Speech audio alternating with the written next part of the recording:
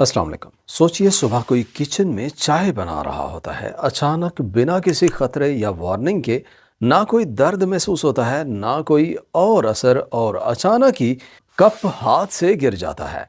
उनका एक हाथ बिल्कुल काम करना बंद कर देता है। अल्फाज सही और पूरी तरह नहीं निकाल पाता और उलझन बढ़ जाती है। चेहरा थोड़ा लटक जाता है और आप समझते हैं कि ये कोई मामूली बात है। अक्सर लोग इस वक्त परेशान हो जाते हैं, दवाई लेने या सीपीआर के बारे में सोचते हैं। मगर एक बहुत सादा और थोड़ा उल्टा लगने वाला तरीका है जिससे आप अपने जिस्म की पोजीशन और सांस लेने के तरीके को कंट्रोल करके फौरन कर सकते हैं। इससे अपने जिस्म की कुदरती built in emergency survival system को एक्टिवेट कर सकते हैं और ये दिमाग तक खून का सिलसिला बरकरार रखता है, क्योंकि उस वक्त हर लम्हा कीमती होता है। एम्बुलेंस आने से पहले के पहले 3 मिनट अक्सर फैसला करते हैं आप पूरे ठीक हो सकेंगे या जिंदगी भर की माजूरी का शिकार हो जाएंगे। इसलिए हर शख्स जो 60 साल से ऊपर है उसके लिए ये समझना बहुत ज़रूरी है कि आपके जिस्म के सिग्नल्स क्या हैं और कैसे सही बॉडी पोजीशन और सांस के तरीका अपनाकर आप दिमाग तक खून का फ्लो बरकरार रख सकते हैं। ये कोई कहानी या इंटरनेट का नुस्खा नहीं, बल्कि जदीद न्यूरोलॉजिकल और कार्डियोवास्कुलर तहकीकात पर मबनी बात है। और सबसे अच्छी बात यह है कि ये टेक्निक कोई भी अभी फ़ौरन सीख सकता है। मगर इसे समझने से पहले ये समझना बहुत ज़रूरी है कि असल में आपके दिमाग के अंदर फालिज के दौरान क्या हो रहा होता है। अक्सर लोग सोचते हैं कि फालिज का मतलब एकदम गिर जाना, रोशनी बुझ जाना और फ़ौरन तबाही का सामना। मगर असल में स्ट्रोक अक्सर बहुत ही खामोशी से और हल्के से शुरू होता है। अपने दिमाग को एक सिटी की तरह समझें। लाखों रोशनियां, सब बिजली के जरिए रोशन, और हर सोच, हर याद, हर हरकत डिपेंड करती है कि खून ऑक्सीजन लेकर नाजुक रास्तों से दिमाग तक पहुंचे। अब सोचिए, एक छोटी सी राह सिर्फ चंद सेकंड्स के लिए बंद हो जाए, शहर का एक हिस्सा अंधेरे में डूब जाए, कभी कभी लाइट्स वापस आ जाती हैं। इसे डॉक्टर्स ट्रांजिएंट इस्कीमिक अटैक या टीआईए कहते हैं, जो अक्सर मिनी स्ट्रोक समझ लिया जाता है। मगर इसमें कोई मिनी बात नहीं है। असल में टीआईए आपके दिमाग का फायर अलार्म है जो वार्निंग देता है कि बड़ा फालिज चंद लम्हों में हो सकता है, और यही असल खतरा है। अक्सर बुजुर्ग लोग इन निशानियों को इग्नोर कर देते हैं। हाथ अचानक भारी लगना, अल्फाज बीच में गुम हो जाना, बैलेंस बिगड़ना और फिर नॉर्मल हो जाना। जब अलामात कम होती हैं तो लोग इसे नज़रअंदाज कर देते हैं, मगर दिमाग के अंदर घड़ी पहले ही चल रही होती है। लोग समझते हैं कि बस थकावट या जल्दी उठना है, मगर ये रैंडम ग्लिचेस नहीं, ये दिमाग के डिस्ट्रेस सिग्नल्स हैं। खून का क्लॉट गर्दन, दिल या पाँव की आर्टरी से ऊपर दिमाग तक आ सकता है। जब ये दिमाग तक पहुंचता है और खून को रोकता है, दिमाग के खुलिये चंद मिनट में मरने लगते हैं। सबसे क्रिटिकल बात यह है कि अक्सर लोग पहले लम्हों में नहीं समझते कि ब्लॉकेज कंप्लीट होने से पहले भी जिस्म अभी भी कंपनसेट कर सकता है। खून का फ्लो पूरी तरह कोलैप्स नहीं हुआ होता, और यही वो छोटी सी विंडो है जहां ये सर्कुलेशन टेक्निक जिंदगी बचाती है। तो जो वार्निंग साइंस हैं उन्हें कभी इग्नोर नहीं करना चाहिए। अचानक नमनेस या कमजोरी, अल्फाज बोलने या समझने में मुश्किल, चेहरा एक तरफ लटक जाना, एक या दोनों आंखों का धुंधला या ख़त्म हो जाना, अचानक चक्कर या बैलेंस का बिगड़ना, और बहुत सर दर्द जो बिना वजह अचानक शुरू हो जाए। लेकिन यहाँ एक बात है जो अक्सर लोगों को बिल्कुल हैरत में डाल देती है। ये अलामात सिर्फ 60 सेकंड्स तक रहती हैं और फिर अचानक गायब हो जाती हैं। और जब ये गायब हो जाती हैं या छुप जाती हैं तो लोग पुरसकून होकर सोचते हैं कि अब सब ठीक है, मगर असल में ऐसा बिल्कुल नहीं। अलामात का गायब हो जाना मतलब ये नहीं कि खतरा गुजर गया, बल्कि मतलब है कि वक्त कम होना शुरू हो गया है। और इसी वजह से बहुत से बुजुर्ग फौरन अमल करने में हिचकिचाते हैं, चाहे निशानियां उनके सामने ही क्यों ना हो। अक्सर बुजुर्ग ऐसे लम्हों में मदद नहीं मांगते, वो दर्द या तकलीफ को बर्दाश्त करते हैं और शिकायत नहीं करते।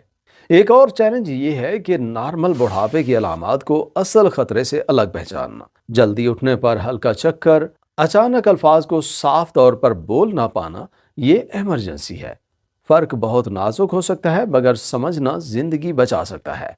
अब बात करते हैं टेक्निक की। ये वही तरीका है जो जिंदगी बचाने में मदद करता है। और जदीद तहकीकात के मुताबिक ये बहुत असर दिखाता है।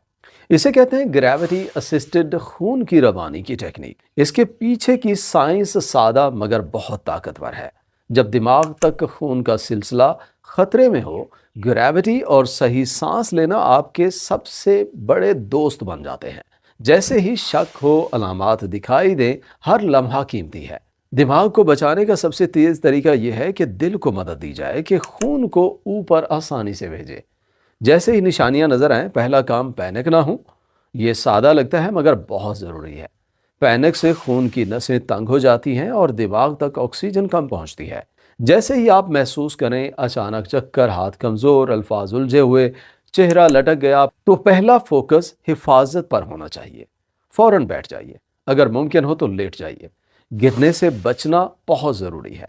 अगर हो सके तो सीधा पीठ पर लेट जाइए, फर्श या बिस्तर पर, और अपने पैर लगभग 12 इंच तकिया, काउच के कुशन्स या कुर्सी की सीट पर उठाएं। ये सिर्फ एक पोजीशन की तब्दीली खून को पैरों से सीने तक वापस लेकर दिमाग की तरफ भेजने में मदद करती है। आप ग्रेविटी का फायदा उठा रहे हैं ताकि रवानी वहां पहुंचे जहां सबसे ज्यादा जरूरत है। मगर सिर्फ पोजीशन काफी नहीं, अब सांस का सही लेना भी बहुत अहम है। आप स्लो आहिस्ता आहिस्ता सांस लेना शुरू करें। नाक से 4 सेकंड स्लो इनहेल करें, मतलब सांस अंदर लें। 2 सेकंड्स रोक कर रखें, फिर आहिस्ता आहिस्ता मुंह से 6 सेकंड्स सांस बाहर निकालना है। ये पैटर्न जानबूझकर बनाया गया है, जिसके कई फायदे हैं। पहला, ये आपके खून में ऑक्सीजन को बढ़ाता है। दूसरा, ये आपके आसाबी निजाम को पुरसकून करता है और ब्लड प्रेशर को ठीक रखता है। दोनों चीजें फालिज के वक्त बहुत अहम है। सबसे दिलचस्प बात यह है कि ये कॉम्बिनेशन पैर उठाने और इस तरह सांस लेना दिमाग तक खून का सिलसिला बरकरार रखने में मदद करता है, ताकि ऑक्सीजन वाला खून इमरजेंसी सर्विसेज के पहुंचने तक दिमाग तक पहुंचता रहे। 2022 में जर्नल ऑफ इमरजेंसी न्यूरोलॉजी में एक स्टडी पब्लिश हुई, जिसमें उन मरीजों का जायजा लिया गया जो ट्रांजिएंट इस्कीमिक अटैक के दौरान इस तरीके का इस्तेमाल कर रहे थे। नताइज बहुत अहम और दिलचस्प निकले। इन मरीजों में रिकवरी के चांसेस ज्यादा थे और परमानेंट दिमागी नुकसान कम था उन लोगों के मुकाबले में जो कुछ नहीं कर रहे थे।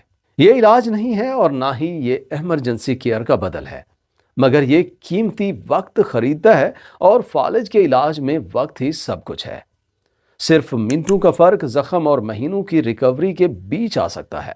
सोचिए कि वो लम्हा आपके लिए हो, आप डरे हुए, उलझन में हूं और आपका जिस्म वैसा रिएक्ट नहीं कर रहा जैसे होना चाहिए। उस वक्त अगर आपके पास ऐसा अमल हो तो ये आपको कंट्रोल का एहसास दिलाता है, और ये बहुत ज़रूरी है क्योंकि पैनिक होना बहुत खतरनाक है। पैनिक से सांस तेज और हल्का हो जाता है, दिमाग तक ऑक्सीजन कम पहुंचती है और सब कुछ और बिगड़ जाता है। पुरसुकून रहना और सांस लेना इसका उल्टा करती है।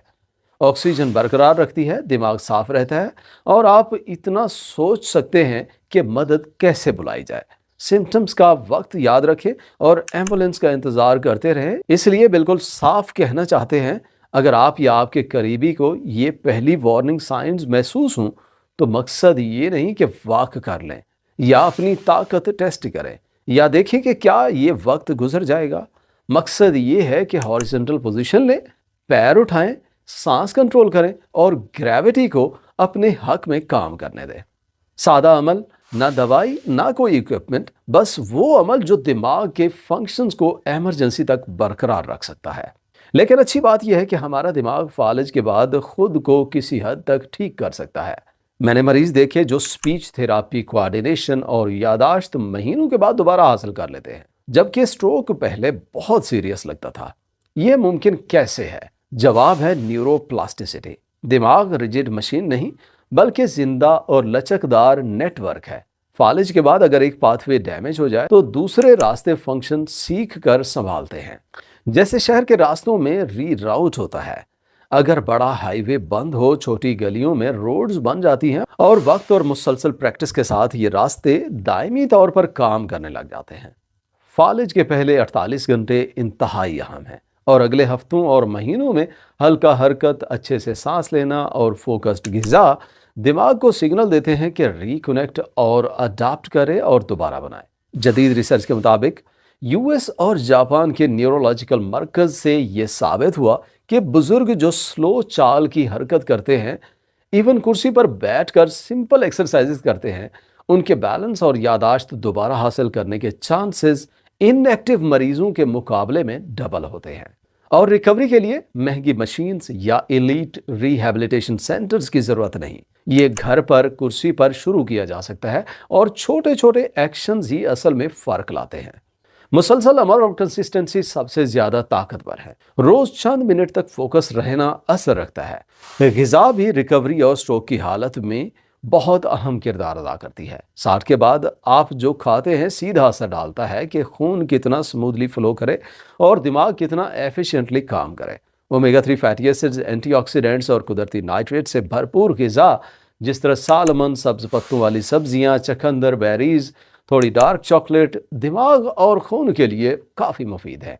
इसके अलावा मेडिटेरेनियन ग़िज़ा फॉलो करने से फालिज दोबारा होने का खतरा 30% तक कम हो जाता है। रिकवरी सिर्फ थेरापी सेशन तक महदूद नहीं, आपकी ग़िज़ा, आराम, हल्का और मुसलसल वर्जिश करना बहुत ही ज़रूरी है। पहले 48 घंटे और अगले हफ्ते महीनों तक हल्की हरकत, सांस की टेक्निक और अच्छी ग़िज़ा दिमाग को सिग्नल देती है